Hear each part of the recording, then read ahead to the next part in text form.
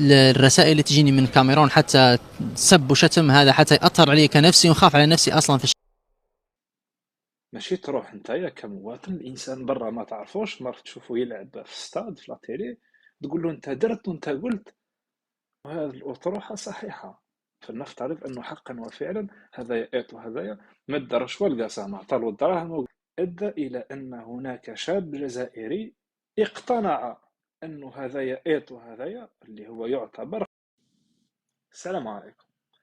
بالأمس القريب كان كل شخص يقول أن مباراة الجزائر والكاميرون لن تعاد ينعت الكلمات والمصطلحات البذيئة لأنه الطرح نتاعو منطقي، أو لأنه بكل بساطة هناك أشخاص روجوا عمدا وقصدا ولا بدون قصد لفكرة أن هناك إمكانية إعادة المباراة. هذا الناس هذوما فلنكتفي بقول أنهم أخطأوا، كي لا نقول أنهم كذبوا، لأننا لا ندخل في الغيبيات ولا نعلم خبايا وخفايا الآخرين. Donc, ils ont endoctriné une partie de la population et ils ont pu les convaincre que مباراة الجزائر والكاميرون ستعاد، وراحوا يروجون لهذه الأطروحة ويقسمون ويعظمون أنه الفيفا راهي قاعدة تدرس في الملف هذايا، وأنه عندهم أدلة وبراهين قاطعة ستمكن من إعادة هذه المباراة اللي خسرت فيها الجزائر. أي إنسان عنده خبرة في كرة القدم سيقول لك أنها ليست المرة الأولى أو الأخيرة اللي تحدث فيها أخطاء في التحكيم.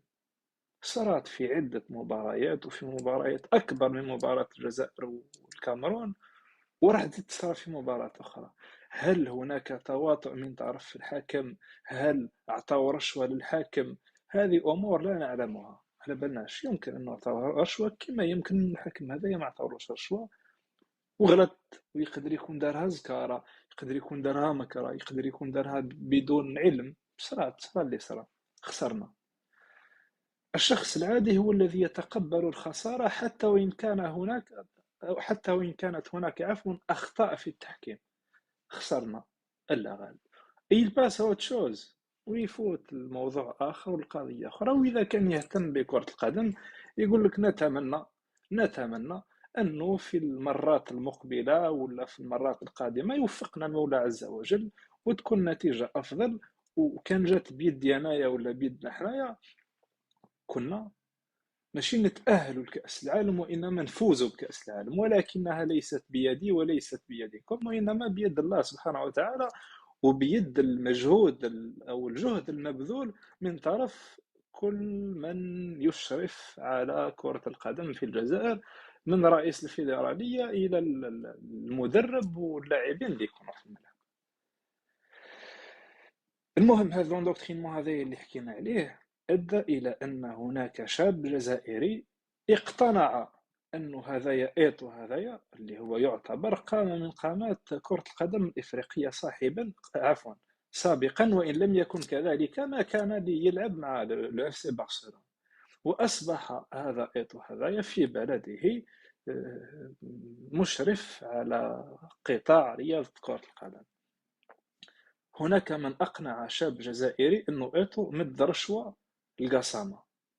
كيف؟ من خلال الأفكار أو الأطروحة التي روج لها من طرف البعض على وسائل التواصل الاجتماعي.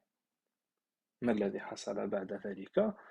راح هذا الشاب هذايا إيتو قال له نتايا مديت رشوة القسامة، ما هو دليلك؟ ما هو برهانك؟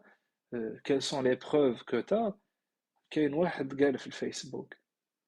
فلنفترض أن هذه الأطروحة صحيحة، فلنفترض أنه حقا وفعلا هذايا إيت وهذايا مد رشوة القسامة، عطالو الدراهم وقال له خسر الجزائر باه تطلع الكاميرون.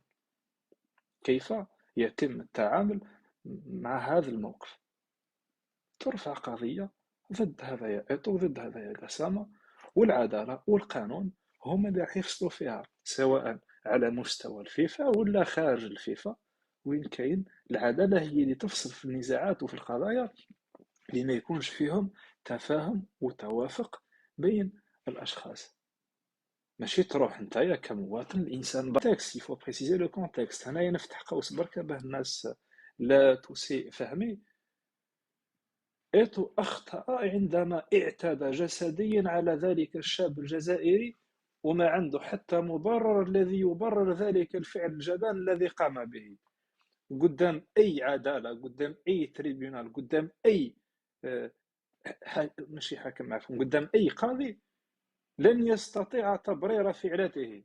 لأنه هذاك الشاب هذاك بالرغم من الشيء اللي قالوا عليه كامل، ولكن يبقى أنه لم يعتدي عليه جسديا. نو، هدر له. في القانون يقول لك سب سبه، تلجأ للضرب في حالة واحدة عندما تدافع عن نفسك. ولكن احنا شفنا هذوك اللي معيته كانوا يحاولوا يحكموه، ولكن هو تهور وتقلق وانفعل وانفجر، والانفجار تاع الغضب هذاك خلاه انه يعتدي بالضرب على هذاك السيد هذاك. ولكن لا بأس، لا بأس. نرجع للموضوع.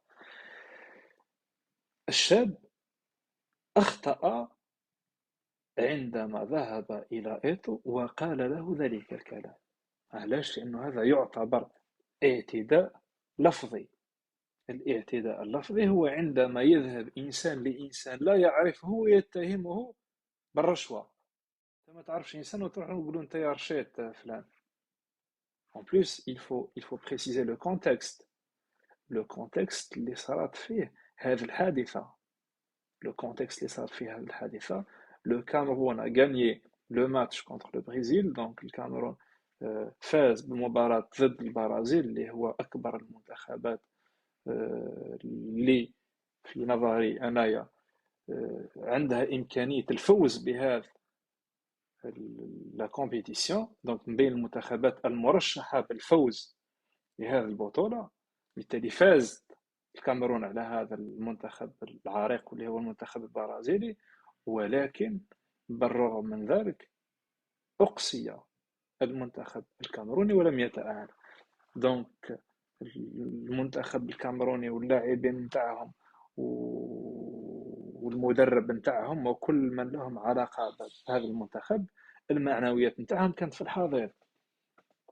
جيه نتايا ما تأهلتش كأس العالم، جيت كسائح، كمتفرج، كمشجع، مرحبا بك ككل الآخرين. من المفروض أنه الإنسان يكون في المستوى، يجي يتفرج المباراة، إذا عجبته النتيجة يفرح،